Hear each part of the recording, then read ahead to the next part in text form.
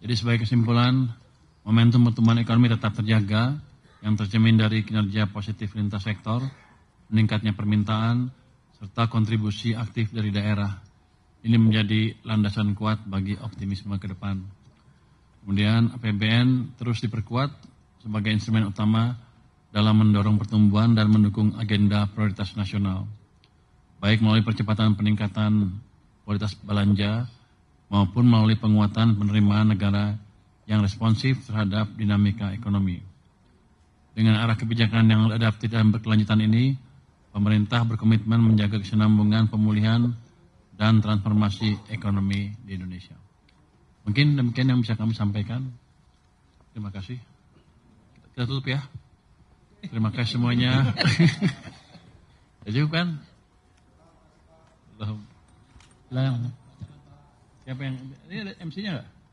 Nggak ada MC ya? Kira? Oh kita lihat ya. Ada slide yang mesti kita jawab. Sebenarnya udah banyak nih masuk. Saya jawab yang gampang-gampang aja. Nanti yang susah Pak Wamen dan Pak Dirjen yang jawab. Yang pertama dari siapa nih? Untuk saya pertanyaannya katanya, bagaimana realisasi strategi pembangunan BPN Badan Penerimaan Negara ya untuk mencapai penerimaan negara 23% PDB tax ratio itu ya dalam RKAP 2025, apakah dibangun atau tetap mengendalikan ya?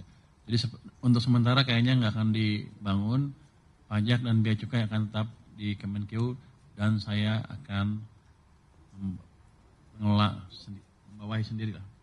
Jadi itu bagian saya, pajak dan bea cukai. Saya harapkan ke depan akan lebih efisien dan efektif karena kita akan melakukan berbagai reform, termasuk menutup kebocoran-kebocoran yang ada dan lebih mendisiplinkan pegawai-pegawai bea cukai dan pajak. Harusnya ke depan akan membaik terus tax ratio-nya. Mungkin nggak 23%, siapa yang bikin? Tapi akan naik pelan-pelan ke depan. Saya harapkan sih tahun depan dengan mulai hidupnya sektor real, rasionya akan naik otomatis tuh 0,5% tuh. Itu ada tambahan income sebesar 110 triliun lebih. Mudah-mudahan terjadi. Pertanyaan dari Adina Berita 1. Kemudian dari Alif El Sinta terkait penempatan dana pemerintah ke BPD, realisasinya kapan dan apakah sudah ada perhitungannya? Realisasinya belum, karena kami nunggu kesiapan BPD-nya sendiri. Gimana Pak Prima, udah ada hubungan belum dengan mereka? Izin Pak Menteri, jadi kita masih melakukan assessment terhadap dua BPD tersebut, dan setelah itu nanti setelah kami laporkan ke Bapak, mungkin nanti bisa dilaksanakan Pak. Makasih Pak. Jadi kita lihat berapa sanggup mereka menyalurkan. Karena yang di Himbara juga belum semuanya terserap. Pertanyaan berikutnya untuk saya, ada anggapan pembubaran Satgas BLBI jadi langkah lunak pemerintah terhadap para obligor yang juga dinilai mencederai moral hazard ekonomi masa lalu. Dari Ibnu Bloomberg Technos. Ibnu yang mana? Di sana kali ya. Yang mana Ibnu? Oh itu Ibnu. Jadi gini, kita kalau ngajar utang nggak usah pakai Satgas lagi, kita kerjanya sendiri. Karena kelihatannya ekspektasi ke Satgas itu besar sekali, padahal sepertinya realisasi recovered income-nya, income yang dapat nggak sebesar yang dijanjikan. Tapi saya akan lihat, kalau masih berguna saya teruskan, kalau enggak ya enggak. Tapi kelihatannya sih cenderungnya kita bubarkan saja, nanti kita pakai tim dari yang ada di Kemenkeu untuk ngejar itu. Tentunya kan saya akan awasin terus itu. Jangan sampai menimbulkan distorsi saja tapi nggak ada hasilnya. Lebih baik saya diam, saya beresin nanti itu. Setelah meeting dengan antara, bagaimana skema pendanaan untuk Koperasi Merah Putih? Benarkah jamin dari dana desa 20% dari platform kredit? Kapan PMK-nya diterbitkan? Saya pikir yang mengumumkan ini nanti Menteri Koperasi aja ya, bukan kita. Mungkin dari saya cuma segitu aja, pertanyaan untuk saya cuma 4. Yang lain mungkin jawab. Di Direktorat Strategi Dirjen Strategi Ekonomi Fiskal. Lu ya berarti ya? Siapa Pak? Ya, coba lu jawab. Makasih Pak Menteri. Oh ada satu. Bapak mau ngomongin dulu? Ada pertanyaan katanya PPN DTP 100% untuk rumah yang diperpanjang sampai kapan? Jadi untuk menjaga daya beli kelas menengah dan mendukung sektor properti yang multiplier efeknya besar, disediakan PPN DTP 100% untuk rumah hingga harga 5 miliar bebas PPN untuk 2 miliar pertama ya. Fasilitas ini diberikan hingga 31 Desember 2026 awalnya. Sekarang diperpanjang lagi hingga 31 Desember 2027. Ini akan dinikmati sekitar 40.000, akan dibuat sekitar 40.000 unit per tahun. Jadi itu semacam dorongan baru ke sektor properti. Tentunya akan berdampak ekonomi juga. Silakan Pak. Terima kasih Pak Menteri. Sedikit memberikan juga tambahan konteks, itu nanti akan kita buatkan PMK untuk PPN DTP 100%-nya. Sebelumnya tadi sudah disebutkan oleh Pak Menteri bahwa ini diperpanjang lagi sampai 31 Desember 2027. Ini bagus untuk kepastian usaha sehingga pengembang bisa merencanakan pembangunan lebih banyak dan lebih cepat. Di samping itu tentunya ini juga on top of perumahan yang juga tadi sudah disampaikan oleh Pak Wamen. Tahun 2025 ini target untuk masyarakat berpendapatan rendah subsidi rumah itu adalah untuk 350.000 unit. Itu tetap jalan. Lalu juga ada renovasi rumah namanya BSPS itu untuk sekitar 40.000 unit. Itu tetap jalan tahun ini. Lalu juga tadi ditambahkan oleh Pak Menteri untuk 40.000 rumah PPN DTP 100%. Jadi semua pihak mendapatkan dukungan dari APBN, baik yang rendah, menengah maupun pendapatan agak tinggi. Nah untuk tahun 2026 juga sudah pernah diumumkan bahwa program-program ini akan berlanjut. Pertama tadi BSPS akan mencapai hampir 400.000 unit. Lalu yang FLPP rumah bersubsidi itu juga sekitar 350.000 unit. Sehingga tahun depan itu akan menjadi dukungan terhadap 770.000 rumah dari APBN. Lalu ada beberapa pertanyaan yang lain. Pertama adalah mungkin tadi ada pertanyaan tentang kemarin Pak Menteri menyebutkan tentang iklim usaha. Dengan arahan Pak Menteri dan juga arahan dari Pak Presiden terutama memang dibentuk tim percepatan program prioritas pemerintah dan ini nanti Pak Menteri memberikan arahan agar banyak sifatnya di bottlenecking. Ini timnya sedang kita siapkan perpresnya sehingga nanti terutama di Kementerian Ekonomi, Kementerian Koordinator Ekonomi dan juga Pak Menteri Keuangan dan juga nanti bersama dengan Menteri Investasi dan Hilirisasi Pak Rosan. Nah ini diharapkan nanti akan banyak di bottlenecking di sana, deregulasi.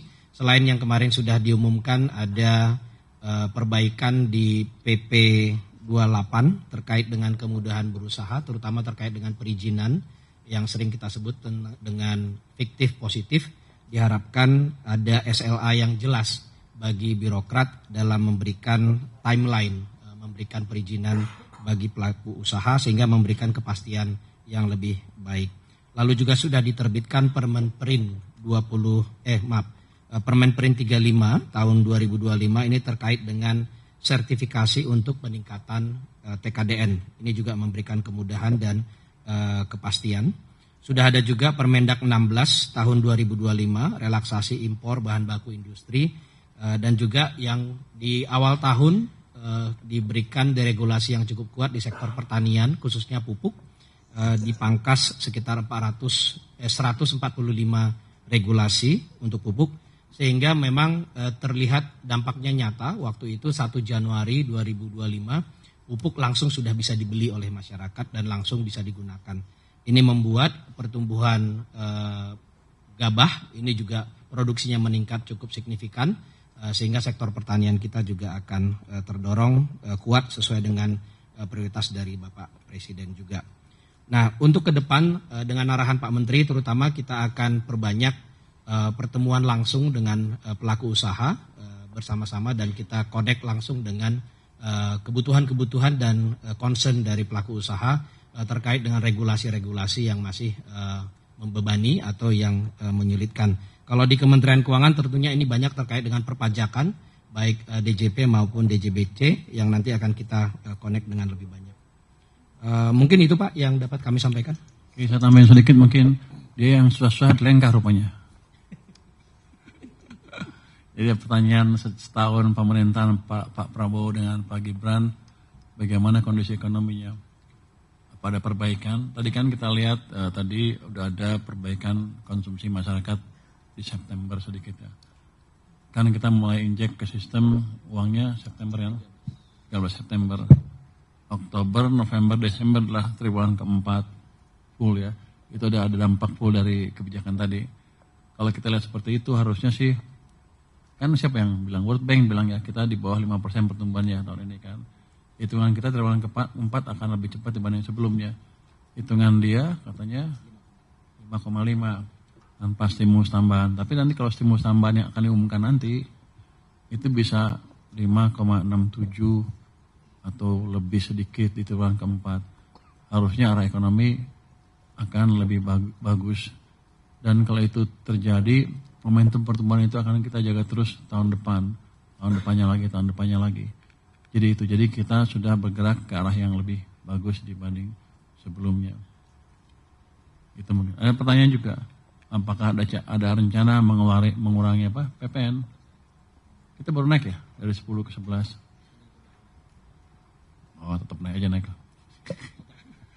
Jadi gini, kita akan lihat seperti apa akhir tahun, ekonomi seperti apa, uang saya yang saya dapat itu seperti apa sampai akhir tahun. Saya sekarang belum terlalu clear. Nanti akan kita lihat bisa nggak kita turunkan PPN. Itu untuk mendorong daya beli masyarakat nanti ke depan. Tapi kita pelajari dulu hati-hati. Oke. Mungkin sekarang dari Direktur Jenderal Anggaran. Terima kasih Pak Menteri. Selamat sore teman-teman di media. Ini ada beberapa pertanyaan, ada 4 pertanyaan saya catat di sini. Tapi kalau kita lihat pertanyaannya sebetulnya sebagian besar sebenarnya sudah terjawab juga tadi dari presentasi baik Pak Menteri maupun dari Pak Wamen khususnya. Tapi saya akan coba juga jawab beberapa pertanyaan tadi. Pertama dari Gani di TV One News, ini terkait dengan penyerapan anggaran MBG yang sebesar 335 triliun. Nah, itu mungkin ada sedikit salah ya, 335 triliun itu buat tahun 2026. Kalau ditanya anggaran MBG saat ini di APBN sebesar 71 triliun untuk tahun 2025. Tadi kalau ditanya juga sudah disampaikan di paparan sampai dengan awal Oktober, 3 Oktober, itu kan jumlahnya sudah mencapai 20,6 triliun dengan jumlah penerimaan manfaat sebesar 31,2 juta dan SPPG-nya sudah mencapai 10.572. Jadi Bapak Ibu sekalian bisa dilihat perkembangannya itu ini cukup baik. Kita harapkan kita dorong terus ini sesuai dengan target pemerintah dari Bapak Presiden untuk bisa mencapai 82,9 juta penerima manfaat yang dilayani oleh kurang lebih 25.000 SPPG. Nah, kalau lihat tadi akselerasinya sudah cukup bagus dan kita masih cukup optimis. Kita dorong terus dari BGN untuk bisa mengakselerasi proses dari pengadaan mulai dari SPPG-nya sampai kemudian juga penerima manfaatnya. Kemudian juga pertanyaan pertanyaannya itu dari Alifa Valid News. Ini pertanyaan agak spesifik. Ini UNFPA minta Kemenq buka anggaran Kemenduk Bangga untuk subsidi Alokon 2025-2026. Ini kita sangat concern terhadap pengendalian penduduk, mulai program-program berencana. Sebetulnya kita melalui BKKBN sebenarnya telah mengalokasikan anggaran kita untuk Alokon tadi. Alokon itu adalah alat dan obat kontrasepsi. Itu kita mengalokasikan 2,7 miliar untuk tahun 2025. Targetnya kurang lebih 24.000 fasilitas pelayanan kesehatan. Kalau untuk 2026 kita pun telah mengalokasikan sebesar 303 miliar. Targetnya kurang lebih 21.000 fasilitas pelayanan kesehatan. Jadi ini statementnya mungkin kurang tepat ya. Kita kita tetap mengalokasikan melalui APBN untuk fasilitas alokon, alat dan obat kontrasepsi. Nah, sampaikan juga sebetulnya di dalam BPJS Kesehatan kita itu ada fasilitas untuk penyediaan alat kontrasepsi. Jadi nggak semua disediakan melalui puskesmas atau lewat layanan kesehatan. Lewat BPJS pun sebenarnya dilayani juga, diberikan juga fasilitas untuk pemberian alat kontrasepsi tersebut. Kemudian pertanyaan terkait dengan pergeseran anggaran, penyerapan anggaran, kinerjanya seperti apa, dan bagaimana memastikan belanjanya tetap berkualitas. Tadi kan sudah disampaikan juga oleh paparan Pak Wamen bahwa kalau kita lihat angka per KL misalnya, itu sebenarnya sampai dengan akhir September sudah mencapai 62,8%. Ada memang masih di bawah 50%, ada yang sudah di atas, cukup bervariasi. Tapi intinya adalah dengan Pak Menteri mendorong terus perbaikan anggaran, justru kita lihat adanya perbaikan kinerja dari penyerapan anggaran para KL-KL tersebut. Itu yang kita dorong terus. Tadi harapannya Pak Menteri sampaikan adalah bagaimana kita bisa anggaran tadi atau belanja pemerintah melalui KL-KL tadi bisa menjadi driver untuk meningkatkan pertumbuhan di Q4. Jadi kita akan dorong terus memfasilitasi apalagi program-program prioritas pemerintah arahan dari Presiden. Mungkin itu Pak Menteri yang bisa kami jawab, kami kembalikan. Terima kasih. Terima kasih Pak Luki, saya pikir udah clear ya. Bagi tahun depan ya tetap aja dibelanjain. Tapi kita akan bantu monitoring supaya tepat waktu, tepat sasaran. Kalau untuk penyisiran anggaran, ini kan tanggal 14 sekarang ya. Ya tinggal 16 hari lagi. Untuk lembaga-lembaga yang kemudian itu untuk mempersiapkan penyerapan anggaran sampai akhir tahun. Kalau enggak nanti akhir Oktober saya akan mulai sisir ya. Kita akan mulai realokasi ke tempat yang lain kalau mereka nggak bisa belanja. Oke, mungkin dari Direktorat Jenderal Pajak. Terima kasih Pak Menteri, teman-teman media. Pertanyaan ada 7, coba saya jawab. Yang nomor 1 dari Wildan DDTC. Hari ini berapa WPO orang pribadi yang sudah mengaktifasi akun Cortex? Yang sudah aktifasi itu sekitar 2,6 juta wajib pajak. Target kami 14 juta wajib pajak orang pribadi. Kemudian yang penting untuk menjadi penekanan teman-teman, fokus utama kalau kita ambil dari data tahun lalu, ini sebenarnya yang sudah aktivasi in total, tambah yang tahun ini itu 2,05 juta wajib pajak orang pribadi dan 550.000 wajib pajak badan. Khusus yang orang pribadi, kami benar-benar urging gitu ya, mendorong supaya dari 2 juta tersebut, ini baru 1,2 juta yang sudah mempunyai kode otorisasi dan sertifikat elektronik. Kode otorisasi dan sertifikat elektronik ini diperlukan sebagai digital signature di Cortex DJP. Jadi terima kasih pertanyaannya, sekaligus juga untuk memberikan pemahaman kepada masyarakat untuk segera mengaktifasi dan juga mendapatkan sertifikat elektronik dan kode otorisasi. Kemudian yang nomor 2, tahun depan laporan SPT tahunan sudah melalui Cortex. Apakah sistemnya sudah siap? Gimana edukasinya dari Mas Surya di Bisnis Indonesia? Jadi Cortex sudah siap untuk menerima SPT tahunan orang pribadi dan badan tahun 2025. Edukasi sudah dilakukan baik internal maupun secara langsung kepada wajib pajak melalui konseling dan juga penyuluhan. Sosialisasi langsung itu juga bisa dilakukan. Sudah ada simulator SPT tahunan badan dan juga simulator yang OP sedang kami siapkan dan kami akan stress test bulan ini. 20.000 internal karyawan kami akan melakukan stress test di dalam waktu yang bersamaan. Kemudian pertanyaan dari Bloomberg, Technos dan juga Dendi Kontan dan hampir sama dari Wildan DDTC yang terkait dengan kinerja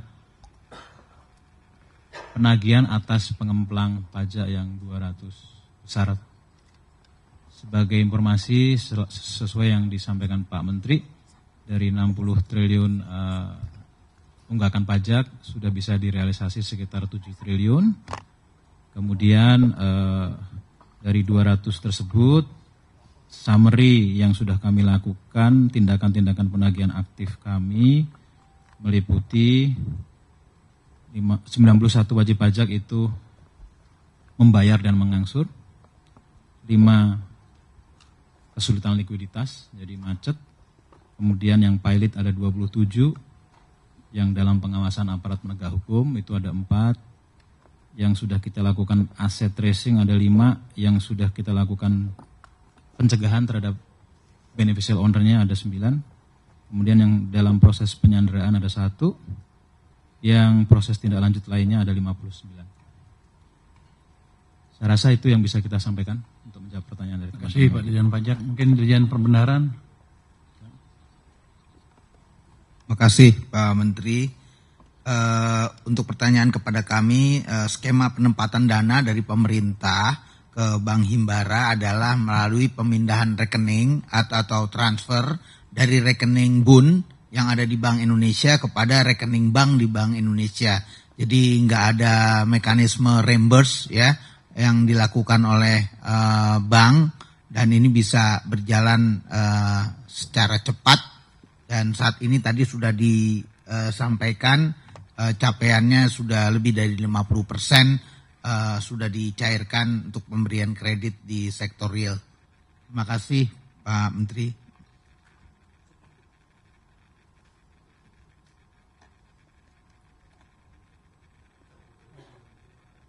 Pendek amat jawabnya. Lu nggak jawab kayaknya ya.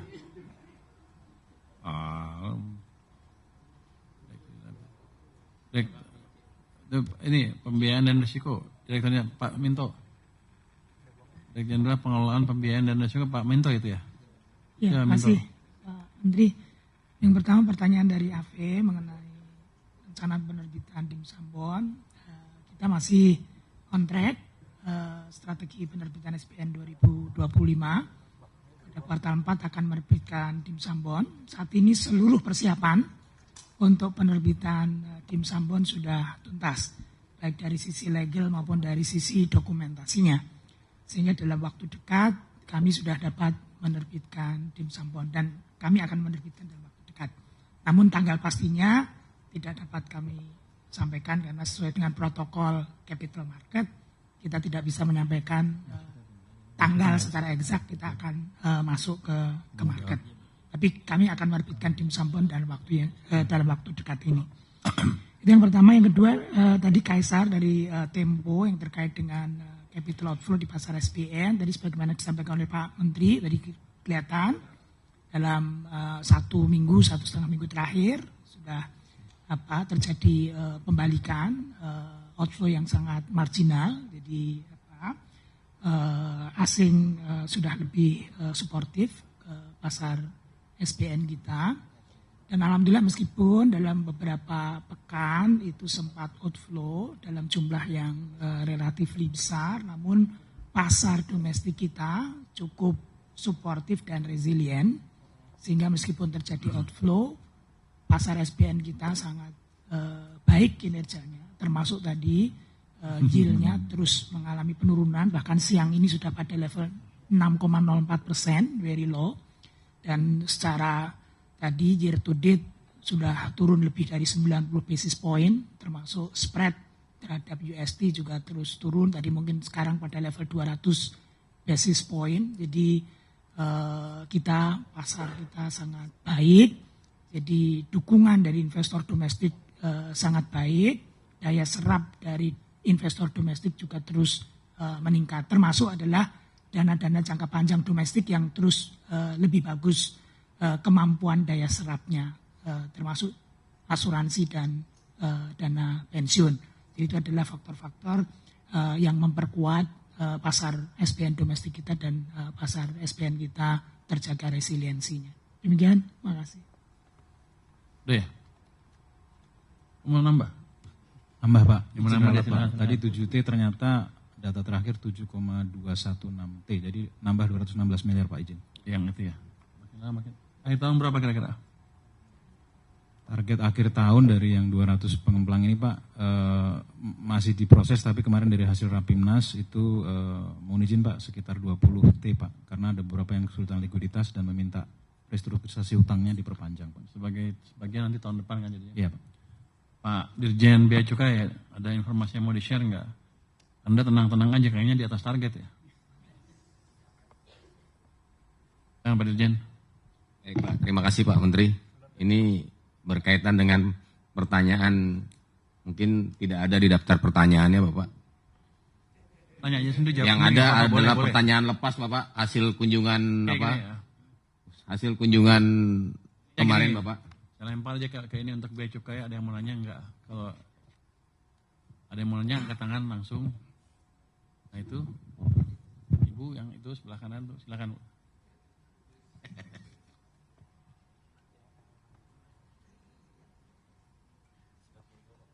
Jadi, selamat sore Bapak-Bapak.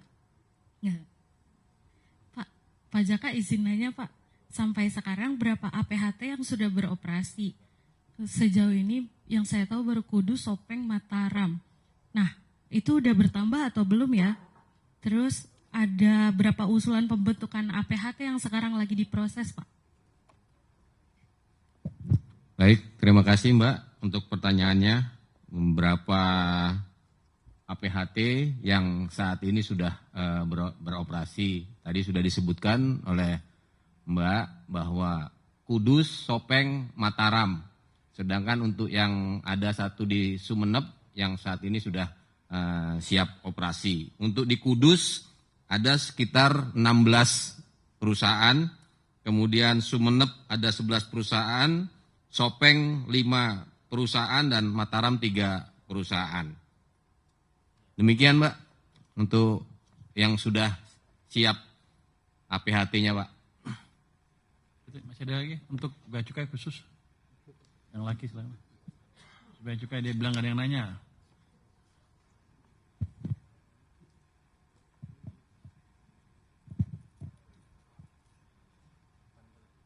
Selamat siang Pak, saya Reza dari Nikkei. Ingin bertanya untuk persiapan cukai minuman berpemanis untuk tahun depan seperti apa, dan juga untuk cukai untuk komoditas ekspor batubara itu bakal seperti apa ke depannya. Terima kasih Pak. Baik, untuk pertanyaan MBDK yang secara ini peraturannya sedang disiapkan bahwa ke depan akan diberlakukan, tetapi diberlakukannya pun itu akan melihat situasi yang berkembang di masyarakat. Demikian. Ada lagi di depan silakan. Pajak ya, cukai ya. Silakan. Anda boleh nanya sampai dia nggak bisa jawab. Oke Pak, terima kasih. Pak Dirjen, saya Kris Bibisana dari Suar Pak. Suar. Iya. Untuk terkait tadi ada penurunan CHT dalam jumlah besar dan kita terkontraksi sampai 19,2% itu, kira-kira dari Dirjen Bea Cukai ada solusi yang ditawarkan, misalnya ada penyesuaian atau seperti apa untuk bisa mengembalikan dari cukai yang sempat turun itu Pak, terutama karena dampaknya ke penerimaan negara. Terima kasih. Cukai turun ini mungkin karena berkaitan dengan hasil produksi pabrik rokok yang sampai dengan saat ini terjadi penurunan, sehingga tentunya akan berpengaruh juga terhadap penerimaan cukai. Terutama untuk cukai kelas rokok kelas 1 ini yang mengalami penurunan produksi dan dampaknya adalah penurunan cukai. Namun untuk operasi yang kita lakukan secara terus-menerus itu bisa menjaga penerimaan cukai tidak sampai terkontraksi ataupun malah terjadi pertumbuhan secara sampai dengan saat ini sekitar 7,1%. Demikian. Oke. Kalau nggak lagi, Ini mungkin terakhir dari ini kita sudah cukup ya. Saya anggap udah jawab semua pertanyaan sesuai yang dimasuk ke WA kita ya.